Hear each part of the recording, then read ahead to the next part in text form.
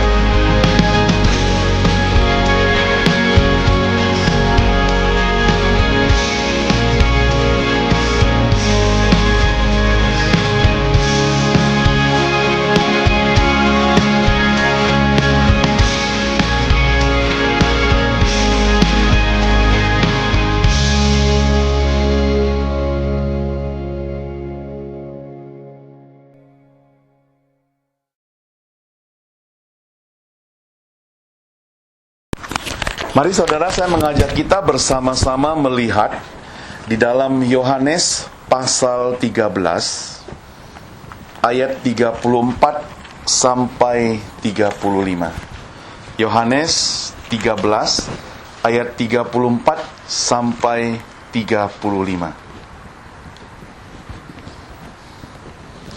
Saya akan bacakan untuk kita sekalian ya. Aku memberikan perintah baru kepada kamu, yaitu supaya kamu saling mengasihi, sama seperti aku telah mengasihi kamu, demikian pula kamu harus saling mengasihi.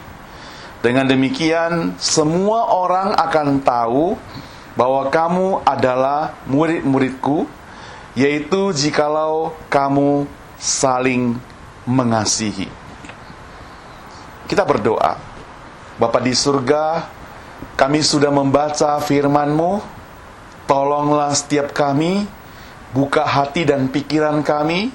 Demikian juga hamba-Mu, berikan hikmat kepadanya, supaya firman Tuhan yang disampaikan Tuhan berkenan di hadapan-Mu dan juga jadi berkat bagi kami semua. Dalam nama Tuhan Yesus kami berdoa. Amin. Saudara, saya kasih tema pada sore hari ini adalah bersatu dalam Kristus. Di dalam Alkitab yang kita baca, saudara, itu merupakan sebagian dari perintah baru daripada Tuhan Yesus. Ya, di situ dikatakan, aku memberikan perintah baru kepadamu, supaya apa? Supaya kamu saling mengasihi, seperti aku telah mengasihi kamu, demikian pula kamu harus saling mengasihi. Saudara, salah satu kepentingan daripada kesatuan itu adalah mengasihi. Di dalam kumpulan atau persekutuan atau disebut dengan gereja. Soalnya dalam gereja kita mempelajari firman Tuhan, dalam gereja kita berkumpul, dalam gereja kita bersama-sama, dalam gereja kita datang dengan sukarela, dalam gereja kita datang dengan hati yang penuh sukacita untuk beribadah, untuk datang kepada Tuhan. Beda saudara, gereja dengan organisasi tempat kita bekerja, bukan? Kalau tempat kita bekerja, kalau si bos bilang, kamu harus kerjakan ini, maka mau tidak mau, si pegawainya itu harus kerjakan. Tapi saudara, kalau di dalam gereja, kita menemukan kesulitan. Bahkan kalau gereja yang agak besar, pengurus sudah ada, majelis sudah ada, semua sudah lengkap. Di situ kalau ada orang-orang yang kita minta tolong untuk kerjakan sesuatu, belum tentu dia bisa. Apalagi kalau dia sakit hati, saudara. Dia bisa saja tinggalkan itu semua. Nah saudara, kita bisa memahami kesulitan mereka. Kenapa? Karena kita bukan hanya mendoakan, kita bukan hanya mendukung, kita bukan hanya mau menolong, tapi kita juga harus memahami, simpati kepada orang-orang tersebut. Nah di dalam Efesus pasal 2 ayat 19 dikatakan, demikian kamu lagi bukan orang asing dan pendatang, melainkan kawan sewarga orang-orang kudus dalam anggota keluarga Allah. Jadi kita ini dikatakan seperti sudah keluarga. Dalam keluarga itu saudara, kalau ada barang-barang yang rusak dalam rumah kita, tugas kita untuk memperbaikinya. Dalam keluarga, kalau ada orang-orang luar yang mengancam rumah kita, maka kita sebagai anggota keluarga yang akan melawan saudara. Jadi tugas orang yang di dalam keluarga itu cukup berat. Saudara, di situ kata yang dipakai dalam bahasa asli, yaitu bahasa Yunani, itu koinonia, itu berasal dari kata koinos, ya, yang lazim, yang disebut, yang artinya yang lazim atau yang umum. Artinya berkaitan dengan kebersamaan. Kan kalau waktu dulu di Indonesia ataupun pernah kita dengar waktu sekolah dulu ya, ada ekonomi, ya, oikos nomos gitu. Jadi adanya kebersamaan, bahkan diambil kata itu untuk koperasi misalnya. Nah, adapun kata lain yang dihubungkan dengan koinonia itu adalah koinonos, yang berarti sekutu atau juga kawan sekerja. Jadi kita semua itu kawan sekerja Allah. Kata lain yang sering dipakai adalah koinonia, ya. Kalau saudara pernah dengar ada 3 hal dalam gereja itu, yaitu marturia, koinonia, dan diakonia. Marturia itu bersaksi, ya. Kemudian koinonia bersekutu, dan kemudian diakonia melayani. Itu ada 3. Jadi yang kita pelajari ini adalah bersekutu, ya.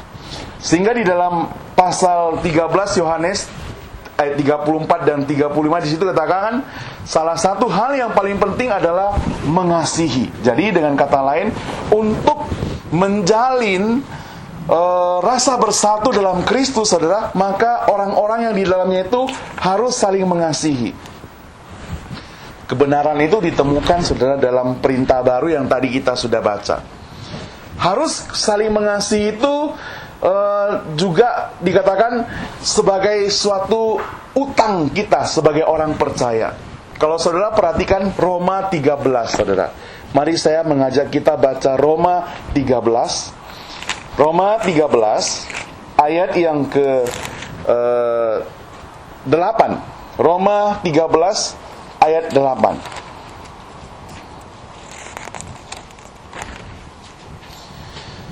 Janganlah kamu berhutang apa-apa kepada siapapun juga, tapi hendaklah kamu saling mengasihi. Sebab barang siapa mengasihi sesamanya manusia, ia sudah memenuhi hukum Taurat. Saudara, kalau perhatikan ayat 8 di Roma ini baik-baik, saudara, sebagai kita yang ngerti bahasa Indonesia, ya. Di sini katakan, janganlah kamu berhutang apa-apa kepada siapapun juga. Maka kalimat bahasa Indonesia yang baik adalah tetapi hendaklah kamu harus bagaimana? Kalau ya itu dalam Alkitab. Tapi kalau misalnya dalam bahasa Indonesia, coba Edwin dulu tes bahasa Indonesianya dulu. Kira-kira bagaimana?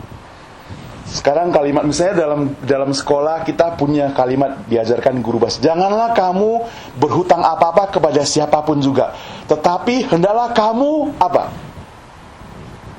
Kira-kira apa? Titik-titik gitu misalnya. Hendaklah kamu membayar hutangmu, bukan? Iya. Ya, hendaklah kamu membayar hutangmu. Itu kalimat yang benar. Tapi saudara, mengapa dalam Alkitab memakai begini? Janganlah kamu berhutang apa-apa kepada siapapun juga, tetapi kamu saling mengasihi. Itu berarti, saudara, saling mengasihi itu bagi orang Kristen, bagi orang percaya, itu adalah hutang yang harus kita bayar kepada orang. Jadi dengan kata lain, kalau hari ini kita bisa mengasihi orang, kita gak boleh tuntut kalau suatu hari dia membalas kasihnya pada kita, karena memang itu hutang kita. Kalau hari ini kita bisa menolong orang, maka kita gak boleh tuntut apa-apa dari orang itu. Kita gak berhak tuntut apa-apa, karena memang kita hidup di dunia ini yang sudah ditebus oleh Kristus. Kita punya hutang untuk mengasihi orang lain. Nah, saudara, kalau kita melihat hal seperti itu, maka sangat indah, saudara, di dalam persekutuan di gereja ini. Orang-orang akan membayar hutangnya, orang-orang akan saling mengasihi, orang-orang tidak menuntut apa-apa, saudara. Karena kerjanya adalah dalam persekutuan adalah mengasihi orang lain. Ini dapat dilakukan oleh orang sebenarnya. Semua kita bisa lakukan, saudara. Sangat praktis, tidak perlu mengeluarkan dana atau uang untuk lakukan, hanya mengasihi orang. Saudara, saya bisa membayangkan kalau di dalam satu gereja persekutuan seperti kita inilah, ya, kalau kita semua saling mengasihi, sangat indah sekali, saudara. Itu yang pertama. Yang kedua, saudara, selain saling mengasihi, saya catat di sini adalah dalam bersatu dalam Kristus itu juga harus saling melayani. Saudara, Tuhan Yesus teladan dalam pelayanan. Dia memperlihatkan teladannya sebagai seorang hamba. Dia rela menanggalkan jubahnya, saudara, dan berpakaian seperti seorang hamba, bahkan duduk di bawah lutut, di bawah kaki murid-muridnya, dan dia basuh kaki murid-muridnya itu. Di dalam Yohanes 13 ayat 15 kita katakan, Aku telah memberikan suatu teladan kepada kamu, supaya kamu juga berbuat sama seperti apa yang telah aku perbuat. Saudara, pelayanan itu bisa terjadi adalah akibat kasih, saudara. Sehingga ada orang yang mengatakan, kamu bisa melayani tanpa kasih, tapi saudara, kita tidak bisa mengasihi tanpa melayani. Kita bisa melayani orang tanpa kasih. Kalau kita pada akhir tahun, saudara, banyak gereja-gereja mengadakan aksi sosial, ya, orang Kristen selenggarakan, pergi ke panti asuhan, pergi ke orang-orang miskin, homeless people, mereka datang ke tempat-tempat mereka. Pertanyaannya, apakah mereka sungguh-sungguh mengasihi orang itu? Saya ragu, saudara. Kenapa ragu? Saya ragu dalam arti, kita mungkin bisa kasih orang itu hadiah pada waktu Natal, karena itu mungkin sisa uang kita, karena kita gak ke McDonald 2-3 kali, kita punya uang untuk kasih mereka. Tapi belum tentu kita mengasihi orang itu, bukan? Prakteknya mungkin seakan-akan kita mengasihi. Nah, artinya apa, saudara? Artinya kita bisa melayani tanpa kasih. Kita bisa kasih uang. Di Indonesia banyak. Begitu kita lampu merah berhenti, banyak pengemis datang. Gak tahu sekarang gak boleh lagi ya.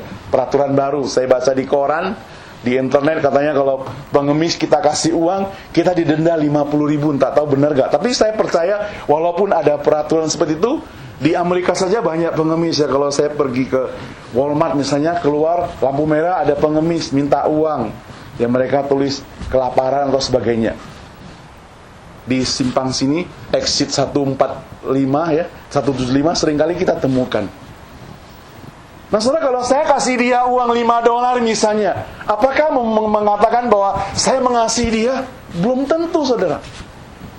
Saya bisa mempraktekkan pelayanan, tapi belum tentu saya mengasihi orang itu.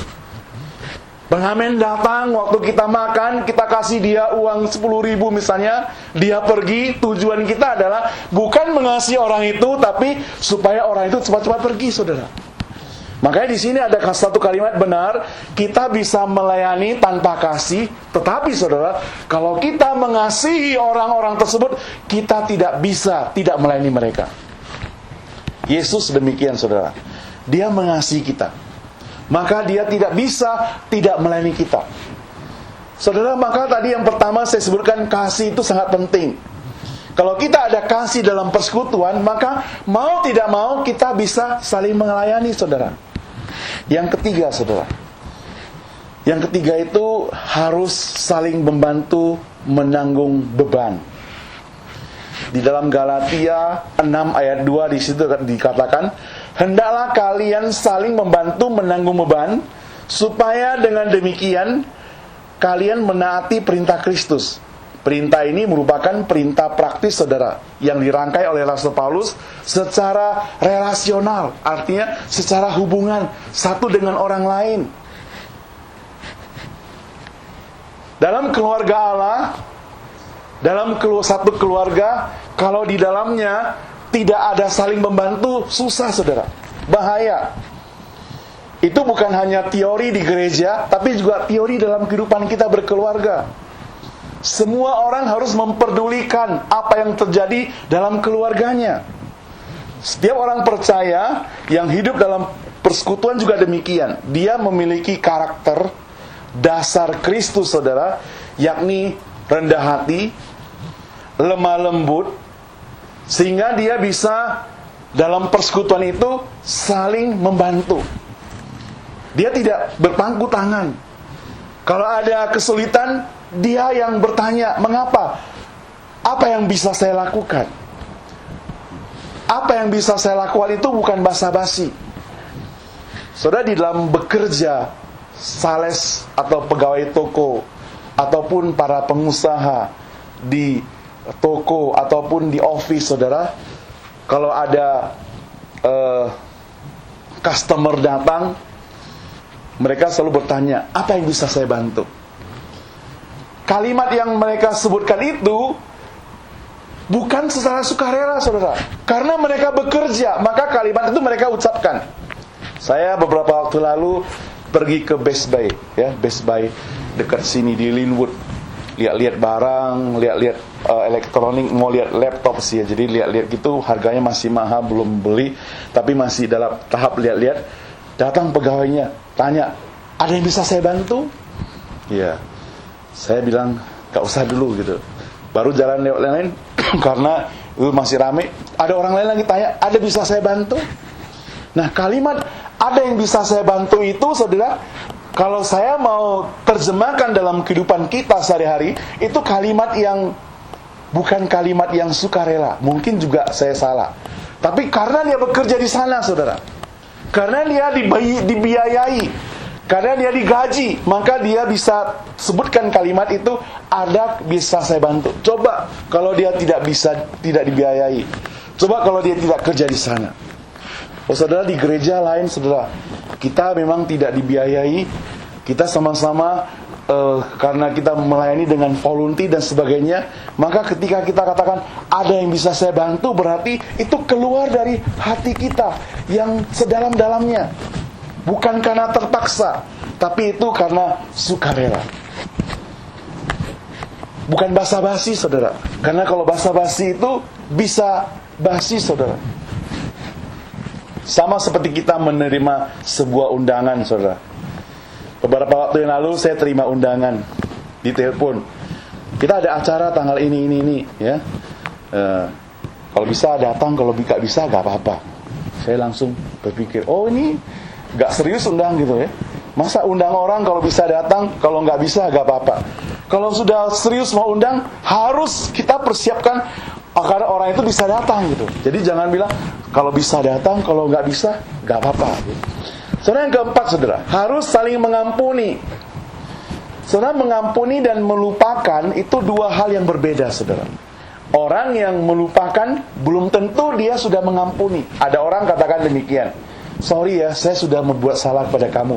Gak apa-apa, saya sudah lupakan itu. Tapi tunggu dulu, saudara, dia hanya lupakan. Dia belum mengampuni. Kenapa? Karena nanti atau kapan-kapan ada masalah lagi, dia ingat, dia ungkit kembali. Jadi sekali lagi, saudara, mengampuni dengan melupakan itu berbeda.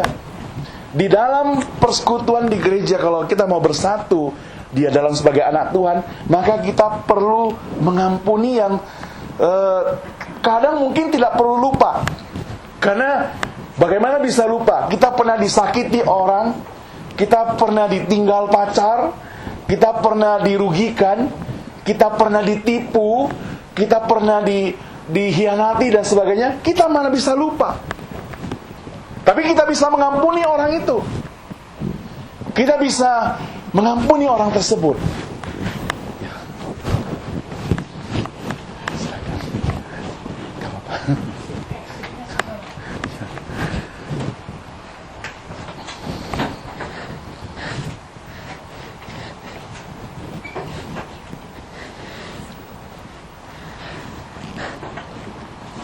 Ya, tadi kita sampai hal dalam persekutuan Kristus, ya.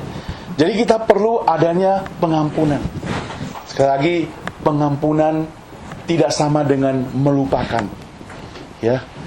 Kita bisa melupakan, sekali lagi belum tentu kita mengampuni. Suatu sore, saudara, saya pulang dari pelayanan di Surabaya, panas-panas dari pembesukan kita. Seperti gini lah, mungkin lebih panas dari begini lagi. Panas, keringatan, lalu wah, pokoknya haus dan sebagainya. Kemudian saya buka kulkas, di situ ada mangga, ya. Ada mangga di Surabaya terkenal mangga mana lagi. Ya, mungkin ada Bapak Ibu yang di Indonesia bisa kenal ya. Mana lagi. Sebenarnya ada apel Malang juga, apel mana lagi. Tapi ini mangga mana lagi. Manis, saudara. Lebih manis dari mangga yang ada di sini. Jadi saya kupas cepat-cepat. Kupas gitu, kedingin-dingin dikupas. Belum selesai, terpotong. Jari saya satu, terpotong. Wah, waktu terpotong, saya jengkel sekali tentunya.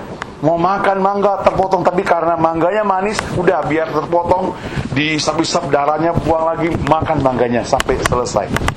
Tapi tangannya saya terpotong itu sakit, saudara. Tangan sini tadinya pegang pisau, semestinya potong mangga, tapi sudah terpotong jari saya, luka dan berdarah. Apa yang terjadi, saudara? Apakah boleh tangan saya kanan itu gara-gara memotong tangan kiri ini, kemudian tangan kiri balas pukul dia balik? Nggak bisa, saudara. Kenapa? Karena saya ini satu tubuh. Kalau saya pukul dia balik, potong dia balik, ya sama-sama sakit, saudara. Walaupun yang terpotong kelingking, saudara. Kalau kelingking pun terpotong, kalau saya pukul balik, sakit sama-sama. Jadi dengan kata lain, saudara, kalau satu-satunya cara adalah saya harus mengampuni dia. Tidak boleh balas dendam. Kenapa? Karena kalau saya balas, saya merasa sakit. Kita satu tubuh. Sama-sama orang percaya, satu tubuh. Apakah saya bisa lupakan bahwa saya tangan kanan saya itu pernah potong jariku yang kiri? Saya tidak pernah lupakan. Makanya hari ini saya ceritakan pada kalian, saya tidak pernah lupakan. Tapi saya tidak membalasnya. Mengapa? Karena itu satu. Sama dengan kita, saudara, sebagai anak-anak Tuhan di dalam lingkungan persekutuan yang indah ini, mungkin ada orang yang pernah atau bisa menyakiti kita. Mungkin juga ada orang yang bisa merugikan kita. Mungkin ada orang yang pernah menghina kita. Mungkin ada orang yang pernah merusak kehidupan kita. Tapi saudara, kita sebagai anak Tuhan, kita tidak diminta untuk balas dendam. Itu yang merupakan perbedaan antara orang percaya dengan orang tidak percaya. Orang tidak percaya bisa katakan kalimat ini.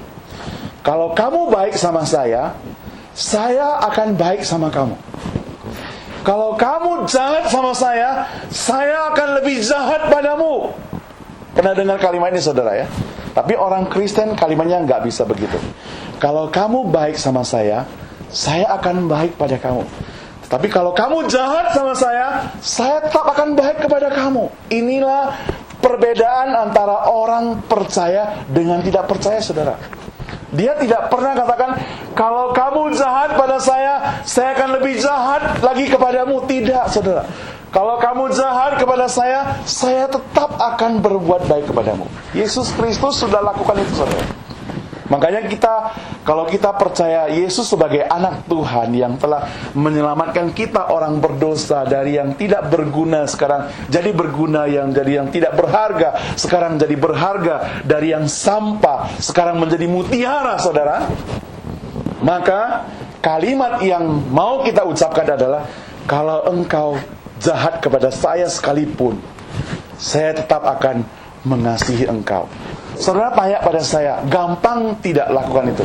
Saya mau ngaku, saudara, sebagai pendeta, saya juga katakan itu tidak gampang. Tapi saudara, kita percaya Yesus sanggup, dan kita mohon pertolongan dari Dia supaya kita juga memperoleh kesanggupan itu, saudara. Dimana kalau ada orang menyakiti kita tidak membalas dengan menyakiti balik. Dimana kalau ada orang menghina kita tidak membalas dengan menghinanya balik. Dimana kalau ada orang memukul kita tidak membalasnya dengan memukulnya balik. Sampai Yesus begitu mengasihi orang di atas kayu salib, dia tangannya begini, ya. Dia katakan, ya Bapa, ampunilah mereka, sebab mereka tidak tahu apa yang mereka perbuat. Dia ucapkan kepada siapa, saudara? Dia ucapkan kepada orang yang pernah menyakiti dia. Dia ucapkan kepada orang-orang yang menyalibkan dia. Dia ucapkan kepada orang-orang yang mengkhianati dia. Dia ucapkan kepada orang-orang yang menampar dia, menendang dia, yang memukul dia, yang meludahi dia, yang mentombak dia, yang menyalibkan dia. Dia ucapkan pada orang itu. Sanggupkah kita lakukan itu, saudara? Di tempat kerja, di tempat studi, di lingkungan masyarakat, kita memiliki orang-orang yang pernah menyakiti kita. Kita memiliki orang-orang yang pernah merugikan kita. Mungkin bukan sekarang, tapi mungkin besok-besok ada yang pernah dan akan melakukan itu. Tapi ingat, saudara, firman Tuhan katakan kita harus saling mengampuni. Selanjutnya, saudara, yang kelima di sini saya mencatat, kita harus saling mendoakan. Yakobus 5 ayat 16 mencatat demikian. Hendaklah kamu saling mengaku dosamu dan saling mendoakan supaya kamu sembuh. Saudara, saya melihat dan menggarisbawahi kalimat ini, saudara. Rupanya, saudara, kalau kita tidak saling mengaku dosa kita dalam keadaan sakit, saudara. Orang yang tidak mengaku dosanya, dia dalam keadaan tanda tanya, dia dalam keadaan sakit. Sakit apa? Dia karena menyimpan sesuatu dalam hatinya. Dia menyimpan sesuatu dalam pikirannya, belum plong. Dia belum bebas. Dia belum beres. Dia belum terlepas. Karena dia menyimpan dosa. Karena dia menyimpan sesuatu yang tidak bisa orang lain tahu. Dia takut. Suatu hari, saudara, ada seorang cucu tinggal bersama dengan neneknya juga. Neneknya itu pelihara bebek, saudara. Satu-satunya bebek. Ya. Sangat sayang, sang nenek sayang sama bebek. Bebeknya dipelihara, dimandiin, ada kolam untuk dia berenang. Lalu sang cucu itu dua bersaudara. Mereka main-mainlah. Anak laki biasanya main-mainnya agak kasar ya. Kalau gak main karate, tendang-tendang, main pukul-pukulan, itu anak laki. Kalau yang perempuan mungkin main boneka-boneka, ya main jahit-menjahit, main masak-memasak. Ini yang laki mainnya demikian. Jadi kedua orang bersaudara ini mainnya yaitu main ketapel. Tahu ketapel ya, panah gitu ya. Jadi ada batu, ada karet, ada ranting, diikat, ditarik begitu, ketapel. Jadi mereka lomba, si Koko sama adik lomba. Si Koko ambil ketapel, dia lepaskan panah jambu di rumah, jatuh jambunya. Wah, si adik tepuk tangan. Hore, hebat Koko ya. Hebat Koko ya. Si adik juga coba jambu juga jatuh. Wah, jambu-jambunya sudah habis, jatuh. Pohon yang lain lagi. Ada mangga, tarik lagi, mangga jatuh. Si adik juga coba, mangga jatuh. Mereka tepuk tangan, saling memuji. Hebat ya. Wah, lihat barang-barang lain sudah habis. Ada bola lampu di rumah, ya, tarik juga kena, pecah ya. Adik juga coba ya. Kali ini giliran adik, saudara. Gak ada lagi korban yang lain. Ada seekor bebek punya nenek itu lewat gitu ya. Wah, adiknya kesempatan. Dia tarik panahnya, lepasin, tepat kepalanya. Jatuh bebeknya, saudara. Bebeknya mati. Wah, mereka mulai takut. Si adik takut, si Koko juga takut, gemetar. Ya, tapi Kokonya bilang begini, gak apa-apa, kita coba diam-diam gali lubang, kita tanam bebek itu. Pasti nenek gak tahu lah, pokoknya kalau ditanya bilang gak tahu. Ya sudah ditanam, sudah dikuburkan lah, pokoknya beres. Tapi besoknya si Koko nakal. Si Koko bilang sama adiknya begini, saya hari ini ada tugas rumah adik, ya, dan tugas di rumah itu membantu mengepel lantai, membersihkan jendela, dan menyapu, kasih bersih halaman rumah. Saya tidak bisa kerjakan, saya mau pergi jalan-jalan. Adiknya bilang, gak bisa begitu. Jadi maunya bagaimana? Saya maunya kamu yang kerjakan, kata Kokonya. Kenapa begitu? Iya. Adik bilang, gak bisa, saya juga ada tugas membersihkan kamar mandi juga. Kamu gak mau kerjakan, kata Kokonya. Kalau kamu tidak mau kerjakan, kamu ingat gak? Nenek punya bebek. Wah, takut dia. Kalau Kokonya lapor pada neneknya, pasti dia dimarahin. Jadi dia gak berani macam-macam, dia kerjakan tugas Kokonya. Walaupun dia sudah ada tugas sendiri, diam-diam dia kerjakan. Pokoknya dia gak bisa lakukan apa-apa. Minggu depan demikian lagi. Si Koko bilang, saya mau pergi nonton, saya ada tugas ini dan itu, saya tidak bisa kerjakan. Hai adik, kamu kerjakan punyaku ya. Adik bilang, kan minggu lalu saya sudah kerjakan, mengapa harus saya kerjakan lagi? Dia bilang, kamu tidak mau kerjakan, ingat nenek punya bebek. Wah, si adik takut, gemetar dia. Saudara, berminggu-minggu dia alami demikian. Nenek punya bebek, dia gak bisa. Dia takut sekali, dia menyimpan kesalahan itu, dia menyimpan dosa itu, dia tidak mau mengaku. Dia terpaksa harus kerja terus. Sampai suatu hari, saudara, dia merasa sudah berat sekali. Dia tidak bisa lagi. Dia datang ke kamar neneknya. Dia gedor pintu. Sudah sebulan lebih. Dia merasa tersiksa dengan ini. Dia gedor pintu kamar neneknya. Dia bilang, datang pada dia langsung menangis. Bilang sama neneknya, "Nenek, ampuni saya." Nenek bilang, "Apa yang perlu diampuni?"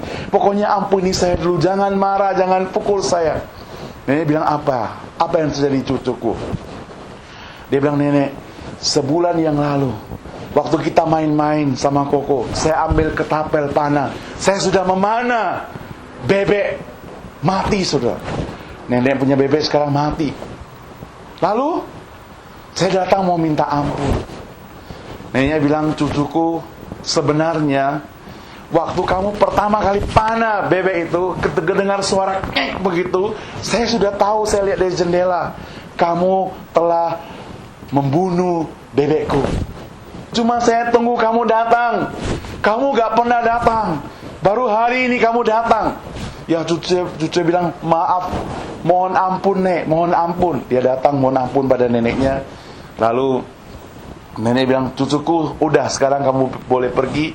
Pergi mandi, cuci muka, ganti pakaian. Nenek tidak menghukum kamu. Tapi nenek hanya pesan, jangan lakukan itu lagi." Wah, dia senang sekali. Dia gembira sekali. Dia sudah bebas. Karena dia sudah mengaku dosanya, bukan? Kokonya pulang, saudara. Seperti biasanya, Koko bilang, "Besok, adikku, saya masih punya tugas. Saya punya tugas membersihkan rumah seperti biasanya. Saya minta kamu kerjakan. Jangan lupa itu." Adik bilang, "Gak bisa. Saya gak mau kerjakan." "Gak mau kamu?" "Iya, saya gak mau kerjakan," kata adiknya. "Kamu ingat nenek punya bebek?" Dia bilang sama kokonya, "Mulai hari ini tidak ada lagi nenek punya bebek, nenek punya bebek." Saudara yang saya kasih Tuhan, menyimpan dosa dan tidak mengaku itu sangat menyusahkan kita. Itu berarti kita dalam keadaan sakit, saudara. Makanya firman Tuhan dalam Yakobus 5:16 berkata demikian, "Hendaklah kamu saling mengaku dosamu dan saling mendoakan supaya apa? Supaya sembuh." Supaya sembuh, saudara. Saudara, konsep keimanan orang Kristen, saudara, keimanan orang Kristen sangat penting di sini, di mana praktek kehidupan sehari-hari kelihatan, di mana orang Kristen dengan satu yang dan lainnya saling mengaku. Kalau ada salah, kita mengaku kesalahan kita. Orang yang tidak percaya satu dengan lain, itu kalau ada dalam satu tubuh Kristus tentunya susah. Itu sebabnya satu dengan lain harus saling percaya. Sehingga saudara, walaupun tangan kanan gara-gara mangga tadi pernah menyakiti tangan kiri, saudara, tidak apa-apa. Karena ada pengakuan, karena ada pengampunan, karena ada saling mengasihi. Yang keenam, saudara, saya mencatat di sini harus saling menasihati. Kalau kita mau bersatu dalam Kristus, saudara, harus ada saling menasihati. Menasihati tidak perlu sampai dengan memakai gaya emosi atau marah besar, saudara. Cukup dengan bisik-bisik, cukup dengan yang halus. Sebab jujur saja, saudara, tidak semua orang mau dinasihati, karena semua merasa lebih daripada yang lain. Sebagai tubuh Kristus, saudara, anggota keluarga dari Allah,